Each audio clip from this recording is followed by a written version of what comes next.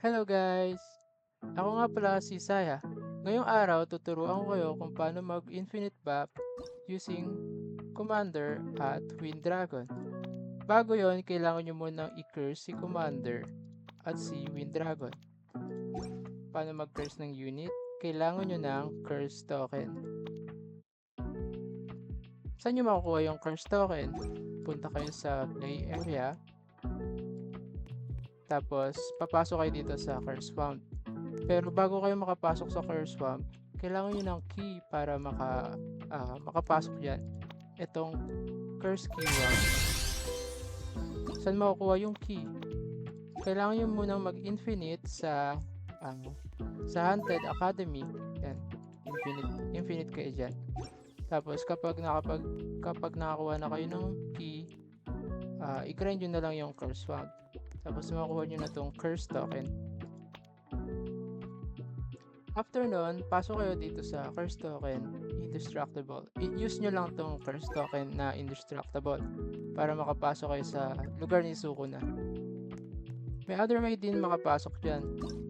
Click nyo areas, scroll nyo lang sa baba. Ito, Curse King Domain. Click nyo din yan. Ganun lang din. Yan, tapos kausapin nyo si Sukuna. Curse nyo yung commander nyo. Ang need yung curse is this. Yung curse na SPA. Recommend ko is +6 or +7. Yan. Ganun din kay Wind Dragon. It's either +6 or +7. Yan.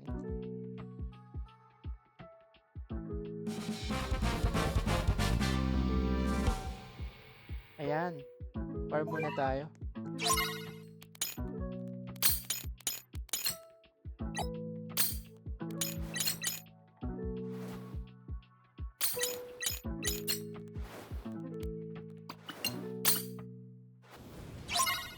Ayan.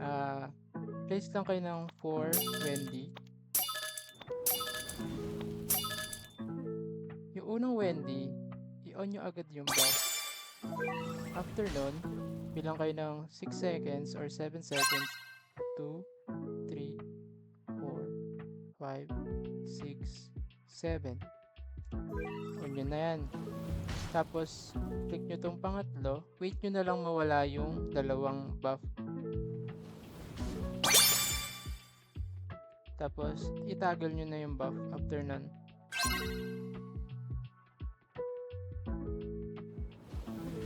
Wait nyo lang. Ayan, wala na.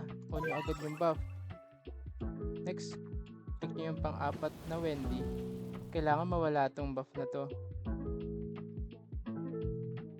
Yan, taggle nyo agad. Yan, infinite buff na yan. Infinite buff na ni Wendy. Try naman natin sa Orwin. Place ko lang siya. Tapos place din ako ng physical unit. Ganun lang din. Click nyo yung unang Orwin. Ano yung buff niya. Bilang kayo ng 7. 1, 2, 3, 4, 5, 6, 7. On nyo agad. Tapos click nyo na agad yung third unit. Third commander. Wait nyo na lang ulit kung dalawang unit na wala yung buff. Okay.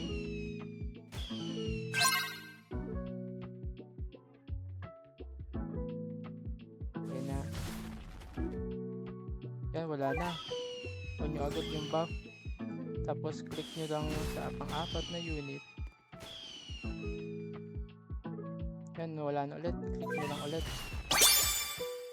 Yung kay Wendy, infinite buff na yan and 100% na.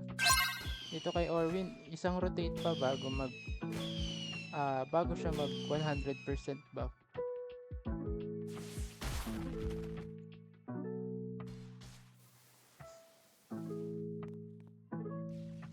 Yan. Isang rotate pa yan. Kasi 95% lang yan eh.